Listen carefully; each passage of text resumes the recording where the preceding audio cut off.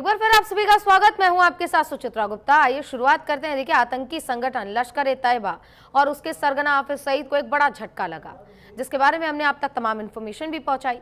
अब एक नई जानकारी इसी बीच सामने आई, जहां पर सैयद का बेहद ही करीबी माने जाने वाला आतंकी शेख मोइज मुजाहिद अब नहीं रहा, यानी कि उसको एक अज्ञात हमलावर ने गोली मार दी।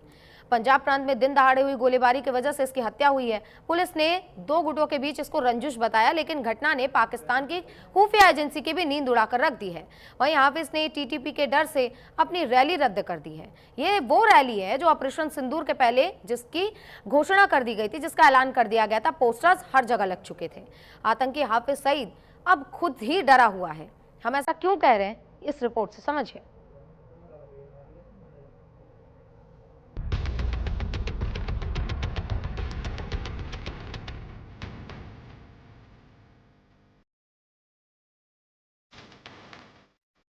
ये जो तस्वीरें आप देख रहे हैं वो पाकिस्तान के पंजाब प्रांत की है। लाहौर से करीब 60 किलोमीटर दूर दिन दहाड़े गोलीबारी ने सबको दहला दिया। गोलियों की तड़तड़ाहट के बीच शेख मुआज मुजाहिद मौके पर ही ढेर हो गया। मुआज, जिसे लश्कर-ए-तैयबा का अहम चेहरा माना जाता था, पंजाब पुलिस के सीनियर अफसर ईसा खान के मुताबिक ये घटना दो स्थानीय गुटों के बीच हुए विवाद के बाद हुई। विवाद इतना बढ़ गया कि फायरिंग हो गई और इसी फायरिंग में लश्कर-ए-तैयबा का अहम चेहरा शेख मुआज मुजाहिद मारा गया।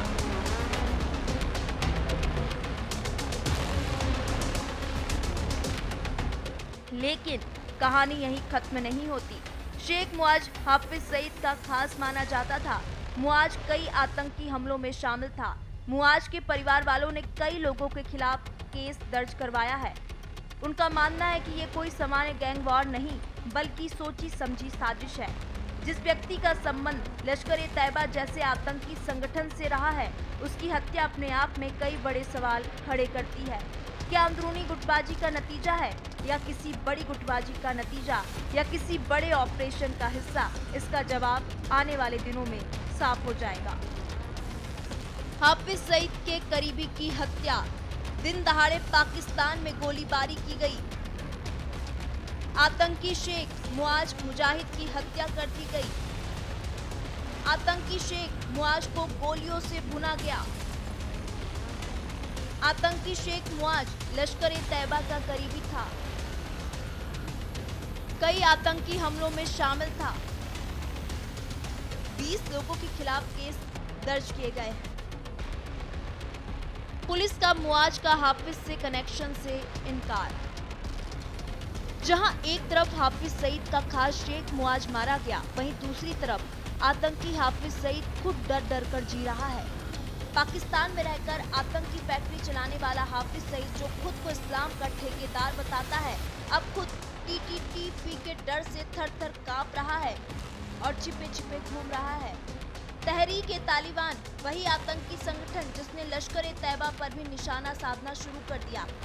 हालात ऐसे हैं कि हाफिज को अपनी ही रैली रद्द करनी पड़ी, जो कभी पाकिस्तान की सड़कों पर खुलकर भीड़ जुटाता था, अब वही अपने घर में कैद है। बताया जा रहा है कि टीटीपी ने लश्कर के ठिकानों पर हमले की धमकी दी थी, जिसके बाद हाफिज ने रैली रद्द करने का फैसला किया। खौफ में आतंकी हाफिज, तहरीक-ए-तालिबान से डरा हाफिज सईद। टीटीपी से डरकर हाफिज सईद ने रैली रद्द की। आईएसआई के आदेश पर रैली कैंसिल हुई। टीटीपी ने लश्कर के ठिकानों पर हमले की धमकी दी। आतंक का आका टीटीपी के आतंक से डरा हुआ है। हाफिज ने खुद रैली में शामिल होने का ऐलान किया था। रैली में ऑपरेशन सिंदूर में मारे गए आतंकियों के पोस्टर लगे थे। पोस्टर में आतंकियों को शहीद बताया गया था। आपको बता दें, हाफिज सईद वही आतंकी है जिसने भारत के मुंबई हमलों की साजिश रची थी। अमेरिका भी हाफिज को ग्लोबल टेररिस्ट घोषित कर चुका है। उस पर $1 करोड़ का इनाम रखा गया है। अब वही आतंकी दूसरों के आतंक से सहमा हुआ है। पाकिस्तान के अंदर अब आतंकी संगठनों की लड़ाई खुलकर सामने आ गई है। एक तरफ है लश्कर-ए-तैयबा, जो भारत के खिलाफ साजिशें रचता है। दूसरी तरफ तहरीक-ए-तालिबान, जो पाकिस्तान की फौज और हुकूमत के खिलाफ है। दोनों के ही बीच वर्चस्व की जंग जारी है। दरअसल टीटीपी को लगता है कि हाफिज सईद ने पाक फौज के साथ मिलकर उनके खिलाफ काम किया, इसलिए टीटीपी के निशाने पर अब लश्कर भी आ गया है। हाफिज सईद को इस बार समझ आ गया कि जिस आतंक की फसल उसने बोई थी वही उसके घर तक पहुंच गई है। हाफिज सईद की रैली भले ही टल गई हो, लेकिन ये डर दिखाता है कि पाकिस्तान की जमीन पर पलने वाला आतंक अब खुद पाकिस्तान को निगलने को उतारू है। Bureau report, news India. तो देखा आपने कि आतंक का आका हाफिज सईद इस वक्त डरा हुआ है। डरा क्यों है? ऑपरेशन सिंदूर के पहले जिस रैली का ऐलान किया था वो रैली करने से हाफिज सईद अब डर रहा है। वजह है क्योंकि उसके करीबियों में से कई की हत्या हो चुकी है और अज्ञात हमलावर है जिसको पाकिस्तान ढूंढ भी नहीं पा रहा। चर्चा आज इसी विषय पर होगी। हमारे साथ रिटायर्ड लेफ्टिनेंट कर्नल JS सोडी साहब जुड़ गए डिफेंस एक्सपर्ट के तौर पर, और जावेद हुसैन साहब जुड़ गए वरिष्ठ पत्रकार पाकिस्तान से। अब दोनों मेहमानों का बहुत बहुत स्वागत। और सबसे पहले हुसैन जावेद जी आपके पास आऊंगी क्योंकि पाकिस्तान का ये पूरा मुद्दा है और हाफिज सईद जिसको आपने अपनी सरजमीन पर पनाह दिया हुआ है अब वो भी थर थर कांप रहा है। रैली तक रद्द कर दी, क्या कर रहे हैं साहब आप? आपका मैनेजमेंट सही नहीं है, आतंकी है हाफिज सईद, उसको कांपने पर मजबूर कर रखा है।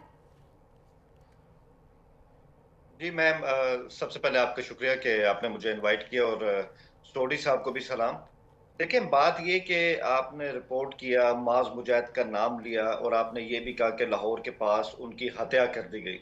फिर आपने रिपोर्ट में ये भी क्लेम किया कि उनका ताल्लुक तो LT से था, वो शायद हाफिज सईद के नंबर 2 थे। ये थी स्टोरी जो आपने बनाई। तो मैं कहूँगा कि डिसऑनेस्ट जर्नलिज्म की भी कोई हद होती है। आप अगर माज मुजाहिद की बात कर रही हैं तो थोड़ा सा उस पर मजीद भी अपनी रिसर्च चेक कर लेती। उसका कत्ल जरूर हुआ है, वो कत्ल जरूर हुआ है, लेकिन उसका ताल्लुक किसी भी जहादी संगठन से नहीं था। वो एक आम स्कूल टीचर था जो अपनी बैल्कनी में खड़ा हुआ था और नीचे एक हवाई फायरिंग हुई और उसको गलती से गोली लगी और वो उसकी हत्या हो गई। नीचे फायरिंग हुई सर? नीचे कैसी फायरिंग हुई? फायरिंग दिवाली का पटाखा फोड़ रहे थे क्या? अगर आप सुन लेंगी तो आपको समझ आ जाएगी। मैं इसमें यही कहूंगा कि नीचे 2 ग्रुप्स थे और उनका कोई आपस का निजी मसला था, वहां पर गोली चली। ये साहब गलती से अपनी बैल्कनी में थे, इनको गोली लगी। ये बेचारा नाते पढ़ता था, स्कूल टीचर था, और इस बारे में हर एक को पता है जो उस इलाके में इसको अच्छी तरह से जानते भी हैं। तो ये है बेचारे इस माज मुजाहिद की असलियत जो मैंने आपको बताई है। और ये होता है अक्सर, मैंने अक्सर देखा पिछले 3-4 दिनों से, जब से हमारा और जो है अफगानिस्तान, उनके आपस में ताल्लुकात ठीक हो रहे हैं, डायलॉग जो है वो आगे जा रहा है, तो इस तरह की स्टोरीज आ रही हैं। कभी कहा जाता है कि प्यूटन जी जो है उन्होंने पाकिस्तान को धमकी दी है कि आप काबुल पे हमला ना करें, और बाद में हमें रशियन एम्बेसी कहती है कि भाई ये तो डीप फेक वीडियो है, प्यूटन साहब ने ऐसी कोई बात नहीं की है। तो हमें पता है कि इस तरह की चीजें होती रहती हैं। ठीक है, आपने बोला सर। अब एक सवाल हाफिज सईद कौन है हाफिज सईद? एक बात हाफिज सईद के बारे में भी आपको बताऊं। आपने यहाँ क्लेम किया कि वो आज रैली निकाल रहे थे, अब वो डर चुके हैं, दुबक के बैठ चुके हैं। तो रिकॉर्ड तो ठीक कर रहे हैं। 2019 से हाफिज सईद पाकिस्तान की जेल में है, उसको 11 साल की सजा हुई है। अब वो जिस भी तंजीम का लीडर था वो बैन है 2002 से। प्लीज ये सारे फैक्ट्स हैं जो हमने आपके सामने रखे हैं, इसकी रोशनी में चलें। और ये सारी एक फैब्रिकेटेड स्टोरी है बस। और ये पोस्टर तो हम भारतीयों ने जाके वहां पर चिपकाए थे रैली के। सोडी साहब, आप सुन रहे हैं कि हुसैन साहब क्या क्लेम कर रहे हैं कि ये जो मारा गया है वो आतंकी नहीं है, स्कूल टीचर है। बस 2 गुटों में दिवाली के पटाखे फोड़े जा रहे थे, वो जो बंदूकें निकलती हैं बच्चों के लिए, वही गेम खेल रहे थे, वो तो गलती से मर गए। और हाफिज सईद तो जेल में बंद है, लेकिन पता नहीं अब रैली के पोस्टर किसने लगाए होंगे। सोडी साहब, आप इस पूरे मामले को कैसे देखते हैं? विस्तार से बताइए, फिर हुसैन साहब से आगे का जवाब लेंगे। जय हिंद सुचित्रा जी। जी, ये मेरा सौभाग्य कि मैं आपके न्यूज चैनल पर हूं और विख्यात पैनलिस्ट के साथ हूं।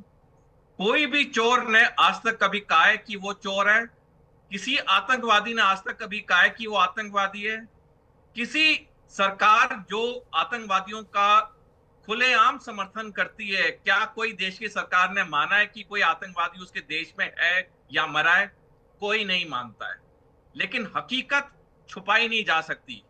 महात्मा बुद्ध, जो कि शताब्दियों पहले थे, उन्होंने कहा था कि सूरज, चांद और सच ज्यादा देर तक छुप नहीं सकता है। पूरी दुनिया जानती है कि पाकिस्तान आतंकवादियों का गढ़ है। यहां तक कि 21 जून 2022 को अमेरिका के राष्ट्रपति जो बाइडेन ने कहा था कि दुनिया में सबसे खतरनाक जगह कोई है तो वो पाकिस्तान है। जहां तक बात है कि ये फायरिंग में मारा गया और कोई दो गुटों की लड़ाई चल रही थी, मेरे को काफी हंसी आ रही थी, लेकिन मैं हंसा नहीं क्योंकि ये आपका अंतरराष्ट्रीय चैनल है, दुनिया करोड़ों की तादाद में पूरी दुनिया में देखती है। लेकिन हकीकत ये सुचित्रा जी, ये आतंकवादी था, इसे किसने मारा है? अब चाहे वो अंदरूनी गुट की लड़ाई थी या कोई अज्ञात बंदूकधारी था जिसे हम गनमैन अननोन गनमैन के नाम से जानते हैं, लेकिन किसी ना किसी ने तो इसको मारा है। ऐसे तो बिल्कुल नामुमकिन है कि वहां पे वो खड़ा होकर चाय पी रहा था और नीचे किसकी फायरिंग हुई और ये मर गया। दूसरी बात सुचित्रा जी, हमने देखा है कि पिछले कई दशकों में किस तरह से आए गए दिन पाकिस्तान में आतंकवादी या तो सैनिक मुठभेड़ में मारे जा रहे हैं या उन्हें अज्ञात बंदूकधारी या अननोन गनमैन उनको मार रहे हैं। अगर एक आधा आतंकवादी होता, चलो कोई मान भी लेता कि वो छुप के, उसे सरकार से का पता नहीं था, सरकार को उसका पता नहीं था, लेकिन हजारों की तादाद में आतंकवादी खुलेआम घूमते हैं पाकिस्तान में। ये तो साफ दिखाता है कि पाकिस्तानी हुकूमत और पाकिस्तानी सेना का पूरा शरण है। जहां तक हाफिज सईद की बात है, कहने को वो 2012 से जेल में है, लेकिन ऐसी जेल भगवान दुनिया के हर गरीब को दे जहां पे 55 कमरे हैं, जहां पे 500 हमारे उसके सेवादार हैं, जहां पे 200 लोग उसको प्रोटेक्ट करते हैं, जहां पे खाने के लिए उसके पास दुनिया के सबसे बेहतरीन शामे कबाब हैं, तंदूरी चिकन है। भगवान करे ऐसी जेल दुनिया के हर गरीब को नसीब हो। ये सरासर पाखंड है सुचित्रा जी। हाफिज सईद खुलेआम घूम रहा है, खुलेआम वो आतंकवादी संगठन को आज भी उसका नेतृत्व कर रहा है जैसे 2012 से पहले कर रहा था। बिल्कुल। सोढी साहब, वैसे भी तो वहाँ के सरकार की चलती नहीं है, शहबाज शरीफ को कौन सुनता है, जानता भी नहीं है, उनकी तो वहाँ पर चलती भी नहीं है, सारा कुछ तो अभी मुनीर देख रहे हैं। अब हुसैन जी, आप कह रहे थे कि हाफिज 2019 से जेल में बंद है, ठीक है मान लिया, चलिए हाफिज सईद आपने कहा 2019 से जेल में बंद है, मसूद अजहर के बारे में क्या, कौन है ये लोग? शहबाज शरीफ के ससुराल वाले लगते हैं क्या? देखिए, बात ये कि मुझे नहीं पता कि आप किसके ससुराल की बात कर रही हैं। हम तो यहाँ पे जो है वो एक और मुद्दे को लेके एक सीरियस किस्म की बात कर रहे हैं। तो मैं उसमें यही कहूंगा कि जहां तक आप मसूद अजहर साहब की बात कर रही हैं, पहली बात तो ये कि आप लोगों ने तो क्लेम किया बड़े तमतराक से कि भाई मई में हमने बरामूस मिसाइल फेंका, बहावलपुर में गिरा, मुरीदके में गिरा, और भी कई जगह गए, हमने उसके खानदान को तबाह कर दिया। आपने क्लेम किए ना, इतने आपके टॉल क्लेम्स थे, तो आज आप कह रहे हैं कि मसूद अजहर कहाँ पे है? आप तो पहले कह चुके कि वो तो नहीं, मैंने कहाँ पे है पूछा ही नहीं आपसे, पूछा ही नहीं। और रही बात मई की ना, तो ये बात, अरे क्या साहब, आप क्या करेंगे यहाँ पे? आप लोगों को तो एआई के साथ में खेलना भी नहीं आता। कितनी झूठी तस्वीरें, कितने झूठे वीडियोस आपने फेंके हैं, और जब अब तबाह चुका है पूरा सारा कुछ, कम से कम 13 ठिकाने आपके तबाह किए गए, उसके बाद आप आज अब आ रहे हैं क्लेम करने के लिए? अब ठीक है ना, ठीक है मैम, देखें, अगर आपने हमारे जो आप कहने के इतने आपने हमारे ठिकाने तबाह किए, फिर आप लोगों को सुकून से बैठना चाहिए। आप लोगों ने तो काम कर दिया, फिर भी आप आए रोज क्या देते हैं, आतंकवाद का गढ़ है, आतंकवाद का गढ़ है। शायद आपने यूएन की रिपोर्ट नहीं पढ़ी जो 24 जुलाई 2025 को आई है। दुनिया में अगर इस वक्त आतंकवाद का कोई गढ़ है तो वो अफगानिस्तान है, जहां पे अलकायदा के जो लोग हैं टीटीपी को बकायदा तरबियत दे रहे हैं, उनको रिक्रूट कर रहे हैं, उनको फाइनेंस कर रहे हैं। ये यूएनओ की रिपोर्ट है, ये दिल्ली में नहीं बनी है, ना ये इस्लामाबाद में बनी है, उन्होंने पाकिस्तान का नाम भी नहीं लिखा। तो आई थिंक आप इसमें ना सुनिए हुसैन साहब, एक बात सुन लीजिए। एफएटीएफ ने अभी बीते दिनों पाकिस्तान को फटकार लगाई है, मालूम है क्यों लगाई है? ये तो भारत की रिपोर्ट भी नहीं है, सुन लीजिए ना।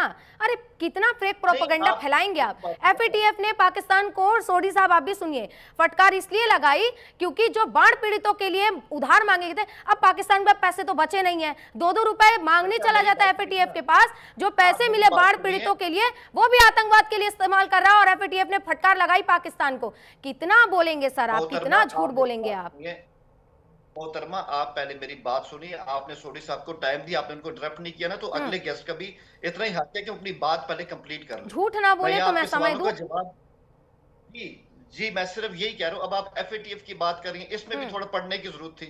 2022 से हमें मतलब जो है ना एफएटीएफ ने क्लियर कर दिया हुआ है, हमने उनकी 35 रिकमेंडेशन पे अमल किया है। ऐसी हवा में उन्होंने हमें फ्री नहीं कर दिया है। और एक और बात, सोडी साहब ने अभी बाइडेन साहब का हवाला दी। सर बाइडेन साहब जो है ना वो जा चुके हैं, ये आपको भी पता है, ट्रम्प साहब आ चुके हैं। और ट्रम्प साहब तो 50 बार कह चुके हैं कि मेरा बेस्ट फ्रेंड है फील्ड मार्शल आसिम मुनीर और पाकिस्तान के पीएम शहबाज शरीफ, ठीक है। तो ये हम सब जानते हैं। तो आज की बात करें, अपडेटेड हो जाए, बाइडेन है या हिलरी क्लिंटन की वो सांपों वाली बात, ये जो चीजें बड़ी पुरानी हो गई हैं। आज की हमें डेट में जीना चाहिए। और सबसे बढ़ के मैम आपने कहा कि टीटीपी ने इस मास मुजाहिद को मारे, तो टीटीपी का भी सुन ले। इसी साल टीटीपी के 1700 जो जंगजू थे ना वो जहन्नुम में जा चुके हैं। तो ये उनकी रिपोर्ट, उनके पास इतना दम नहीं कि वो यहाँ पे आके इस तरह के एक्शन करें। उनको पहले ही हम केपीके के अंदर जो है हमने ठीक ठाक उनको नकेल डाल दी है। और अफगानिस्तान भी अब इस बात को समझ रहे हैं, पर नकेल जहां डालनी है वहां नहीं डाल पा रहे हैं। ठीक है सोडी साहब, आपने सुना कि जब जावेद साहब संबोधित कर रहे थे तो कह रहे थे मसूद अजहर साहब, हाफिज सैयद साहब, तो ये इज्जत देख रहे हैं आप किस कदर बरकरार है। जिसको ग्लोबल आतंकी घोषित कर दिया गया उनके लिए इज्जत है। क्या ये सच में इज्जत है या फिर एक डर है कि अगर मैंने कुछ ऊटपटांग बोला तो फिर दिक्कत हमें भी हो जाएगी? तो चित्रा जी, जब हमने ऑपरेशन सिंदूर किया मई के महीने में इस साल, तब हमने कितने आतंकवादी मारे और उस हर मरे हुए आतंकवादी के जनाजे पे पाकिस्तानी सेना के आला सीनियर अफसर पहुंचे उसके जनाजे पे। तो जब पाकिस्तानी सेना के सीनियर अफसर एक आतंकवादी के जनाजे पे खुलेआम जाते हैं तो अवाम को एक संदेश जाता है, पाकिस्तानी अवाम को, कि ये जो आतंकवादी, ये आतंकवादी नहीं है पाकिस्तान के लिए, ये पाकिस्तान के लिए हीरो हैं। तो अगर जावेद हसन साहब ने ऐसे आतंकवादियों, ऐसे खूंखार आतंकवादियों को इज्जत दी है तो क्योंकि हर पाकिस्तानी नागरिक के जहन में बसा दिया गया है कि ये आतंकवादी नहीं है, ये उनके लिए हीरो हैं। उनके लिए हीरो होंगे लेकिन दुनिया के लिए आतंकवादी हैं। क्योंकि दुनिया की सुचित्रा जी कोई भी धार्मिक किताब कुरान को मिला के ये नहीं कहती है कि मासूमों की जान लो। दुनिया की कोई भी धार्मिक किताब ये नहीं कहती है कि बच्चों की जान लो, औरतों की जान लो। ये जो आतंकवादी कर रहे हैं पाकिस्तान में, जो खुलेआम घूम रहे हैं, ये क्या कर रहे हैं? ये मासूमों की जान ले रहे हैं, निहत्तों को मार रहे हैं, औरतों का बलात्कार कर रहे हैं, बच्चों का नरसंहार कर रहे हैं। लेकिन जावेद हसन या जितने 22-23 करोड़ पाकिस्तानी नागरिक हैं उनकी गलती नहीं है, क्योंकि 1947 से लेकर आज तक पाकिस्तानी हुकूमत और पाकिस्तानी सेना ने इनका जो ब्रेन वॉश किया है, तो कोई मेरे को हैरान नहीं हो रही है ये जब मैं चीजें मीडिया पे देखता हूं या पढ़ता हूं।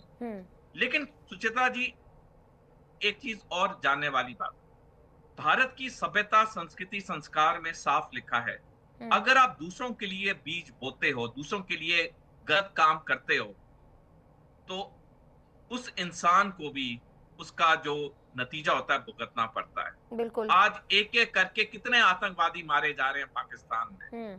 भारत सरकार का कोई रोल नहीं है, किसी भारत संगठन का कोई रोल नहीं है, लेकिन अननोन गनमैन तो हैं, बिल्कुल अज्ञात बंदूकधारी तो हैं जो कि भारत से प्रेम करते हैं, जो कि अब उनका जो एक सीमा लांघ चुकी है कि पाकिस्तान ने दशकों से समर्थन किया आतंकवादियों का भारत में। तो ये जो एक एक करके अज्ञात बंदूकधारी इन आतंकवादियों को मार रहे हैं, इनका कर्म जो सभ्यता, संस्कृति, संस्कार में लिखा है वो वापस इनको पलट के अब वापस मिल रहा है, सूद समेत। बिल्कुल जाहिर सी बात है, क्योंकि पहलगाम हमला जो कि बहुत ज़्यादा दर्दनी, बहुत ज़्यादा दर्दनाक था, हृदय विदारक था, जहां पर धर्म पूछ कर मारा गया, यहाँ तक कि पैंटे तक उतरवाई गई। जावेद साहब, आप कह रहे थे कि कोई आतंकी नहीं है, हमने खत्म कर दिया, अब अफगानिस्तान में आतंकी हैं। पहलगाम में जो आतंकी हमला हुआ वो आपके यहाँ से आए थे कि नहीं, ये मानेंगे आप? अच्छा, पहले तो मैं ये कहता हूँ कि मैंने ये क्लेम नहीं किया कि हमारे यहाँ जो आतंकवादी हमने उनको खत्म कर दिया। मैंने कहा जंग जारी है, चाहे वो टीटीपी है चाहे वो बीएलए है। पहले तो इस बात को ठीक कर ले।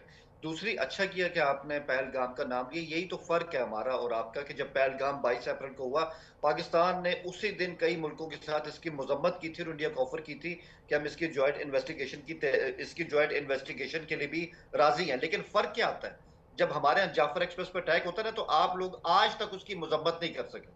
आज तक मैं अभी भी आपसे कहूं या सोडी साहब को कहूं ना, आप दोनों इसकी मजम्मत नहीं करेंगे। जबकि मैं जो आपके पहलगाम का वाकया था उसको कंडेम भी करूं, ये फर्क है हमारा और आपका। और रही बात आपकी कि हम उसमें मुलविस थे या वो लोग हमारे यहाँ से गए थे, ये तो आप आज तक दुनिया में साबित नहीं कर पाए। मुझे बताएं, मई के बाद दुनिया में इसराइल के अलावा किसी मुल्क ने, ट्रंप हो गए, चाइना हो गया, प्यूटन हो गया, किसी ने आपके साथ कहा है कि जी इसमें पाकिस्तान इन्वॉल्व था और हम उसकी कंडेम करते हैं? किसी ने नहीं कहा, क्योंकि आपके पास सबूत ही कोई नहीं है। ऐसी हवा में आप लोग मतलब आज तक बात कर रहे हैं, और पाकिस्तान आज तक कह रहा है कि भाई हमारे साथ बैठो, टॉक्स करो, इन्वेस्टिगेट करते हैं, सब कुछ करते हैं। वो आपने नहीं करनी, क्योंकि आपने ना अब शिमला एग्रीमेंट पे मतलब आपने अमल करना है, ना आपने इंडस बेसिस पे करना है। ठीक है, अब एक सवाल, 26/11 का क्या हुआ सर? बहुत इन्वेस्टिगेशन हुई, बहुत जांच बैठा, अगर वो कसाब नहीं पकड़ा जाता तो शायद पता भी नहीं चलता कि आप लोगों के तरफ से और ये आतंकी आप लोगों ने ही भेजे थे। कितना सर, कितना बार आप लोग, मुझे समझ नहीं आता कि ये दोहरा चरित्र कैसे लेकर चलते हैं आप। हैवी नहीं लगता सर? अंदर से फील हैवी नहीं होता? सुनिए मैम, अच्छी बात की कि आपने ना मुंबई की बात भी कर दी। हमने तो उस वाकये को भी कंडेम किया था, और आप कह रही हैं उसका हुआ क्या? तो उसमें तो बॉल जो है वो तो इंडिया के कोर्ट में आज से तो नहीं है, 2021 से है। 2021 में जो हमारे यहाँ ये केस चल रहा था जिसमें आपने डोजियर भी दिए थे, हमने कहा था जी इंडिया के जो विटनेस है उनको पाकिस्तान आना होगा ताकि केस आगे बढ़े। क्या आपने अपने विटनेस यहाँ आज तक, आज की डेट तक सर वो भेज दिए? 2008 का भारत और 2025 का भारत बदल चुका है, ये बात आप ठान लीजिए। और ये बात, ये क्लिप काट के भी आप डाल दीजिएगा अपने पाकिस्तानी मीडिया में और जो भी सोशल मीडिया आता होगा कि भारत अब बदल चुका है, भारत जवाब देना जानता है, भारत इंतजार नहीं करता, अब जो जवाब जैसा देगा उसका मुंह तोड़ जवाब देगा। सोडी साहब ये कह रहे थे कि जी मैं सिर्फ एक सवाल आपसे और सोडी साहब से, फिर आप उनका जवाब ले लें। मैं ये बात करूं कि जब आप लोगों ने मई में हमारे यहाँ अटैक किए, 3 जगहों पे अपने मिसाइल फेंके, मेरा आप दोनों से सवाल है, तो जब ऐसी कोई कार्रवाई होती है ना, बड़ी उसके पीछे इंटेल होती है कि जो हमें स्पेसिफिक अपने हदफ है उनको हासिल करना है। मौलाना मसूद अजहर को आपने उस टाइम ठिकाने क्यों नहीं लगाया? ये तो आप लोगों की नाकामी है। अब आप लोगों की भाषा में शायद इस बात को आमीन कहते हैं, बहुत जल्दी शायद वो भी हो जाएगा अगर अल्लाह की कृपा कह सकते हैं, अल्लाह की रहमत हुई तो। सोडी साहब कह रहे हैं ये कि पहलगाम में जो हमला हुआ उसके बाद ऑपरेशन सिंदूर हुआ, कोई इंटेल नहीं था, कुछ नहीं था, लेकिन फिर भी ज़बरदस्ती हम पे गोलियां बरसाई गई। एक तरफ मान भी रहे हैं कि हमारे पे हमला हुआ है, दूसरी तरफ कहते हैं कि हमले में कुछ नहीं हुआ है। सुचिता जी, ये जो पहलगाम के 4 आतंकवादी थे, ये पाकिस्तानी थे, इनकी पूरी ट्रेनिंग पाकिस्तान में हुई थी। भारत ने पूरी एविडेंसेस की लिस्ट जारी की है, यहाँ तक कि कौन से सैटेलाइट फोन इन्होंने यूज किए जो पाकिस्तान में रजिस्टर्ड थे, किन किन नंबरों से बातचीत हुई है, इनके पास कौन से हथियार थे, सब कुछ भारत ने पब्लिक डोमेन में डाला। लेकिन ये पहले की तरह तो कभी मानेंगे ही नहीं, पाकिस्तान तो मानता ही नहीं है। जैसे मैंने शुरू में कहा, कभी कोई चोर चक्का माना है कि वो चोर है, कभी कोई आतंकवादी आज तक माना है वो आतंकवादी है। तो पाकिस्तान तो जब से इन्होंने 1980 से भारत में आतंकवाद का समर्थन शुरू किया, पहले पंजाब में और जम्मू कश्मीर में, इन्होंने आज तक कभी नहीं माना कि आतंकवाद का समर्थन करें। जबकि इनके मिलिट्री डॉक्ट्रिन जो कि जनरल जियाउल हक ने 1977 में इनके सेना में लागू की, जिसे कहते हैं लीडिंग इंडिया विद 1000 कट्स, जो आज तक पाकिस्तानी सेना, वायुसेना और नौसेना के अफसरों को इनके स्टाफ कॉलेज क्वेटा में पढ़ाई जाती है। लेकिन पाकिस्तान ने तो कभी नहीं माना कि उन्होंने कभी कोई आतंकवादी का समर्थन किया। जहां तक दूसरी बात है कि हमने जो ऑपरेशन सिंदूर में किया, हमारे पास बिल्कुल इंटेलिजेंस थी, हमने अपने जो लक्ष्य थे पूरे हासिल किए। हाँ, 2-3 बड़े आतंकवादी भाग गए, वो शायद हमारी बुरी किस्मत थी कि वो ऐन मौके पे वहां से निकल गए। लेकिन हमने जो हमारे सैनिक लक्ष्य थे, हमने उसे पूरी तरह अचीव किया। हमने 2-3 जगह नहीं, हमने 9 ठिकानों को बर्बाद किया। 5 पाकिस्तान ऑक्युपाइड जम्मू कश्मीर में और 4 मेन पाकिस्तान में। तो जहां तक हमारे सैन्य लक्ष्य की बात थी, हमारे काफी हासिल हुए। जैसे मैंने कहा, 2-3 बड़े आतंकवादी बच गए, लेकिन आपने जैसे सही कहा, बिल्कुल सोडी साहब, जब ऑपरेशन सिंदूर के दौरान तमाम हमले किए गए थे, उस दौरान इजराइल ने भी बात मानी थी कि भारत ने जो हमले करवाए वो 100% एक्यूरेसी के साथ करवाए, जो उनके पास भी है वो इंटेल उनके पास भी नहीं है। तो जाहिर सी बात है, पेट में दर्द तो होगा। और रही बात हुसैन साहब, अब क्योंकि चर्चा को खत्म करने का वक्त हो चुका है, तो एक बात मैं आपको बता दूं कि जो आप लोगों की ओर से हमले किए जा रहे हैं, जो आपके देश में बैठे आतंकी हमले कर रहे हैं, वो मासूमों को निशाना बनाते हैं, पर भारत ने कभी किसी मासूम पर हमला नहीं किया, ना कभी आगे करेगा। लेकिन जो भी आतंकी आपके देश में बैठा है, भारत उसको खत्म करने का काम जरूर करेगा। आप दोनों मेहमानों का बहुत शुक्रिया चर्चा में शामिल होने के लिए और कीमती समय देने के लिए। तो देखिए, हाफिज सईद इस वक्त डरा हुआ है क्योंकि उसके करीबियों की लगातार कोई है जो हत्या कर रहा है। अब इसी को लेकर हाफिज सईद के अंदर डर है कि कहीं मैं घर से बाहर गया तो ये मेरे साथ भी ना हो जाए। जो दुनिया को मारता है, जो दुनिया में मासूम लोगों को निशाना बनाता है, आज वो खुद किसी के निशाने पर है लेकिन खुद को बचा नहीं पा रहा है, इसीलिए घर में कैद है। हालांकि आगे क्या होगा इस पर हमारी नजर होगी। आप देखते रहिए न्यूज़ इंडिया।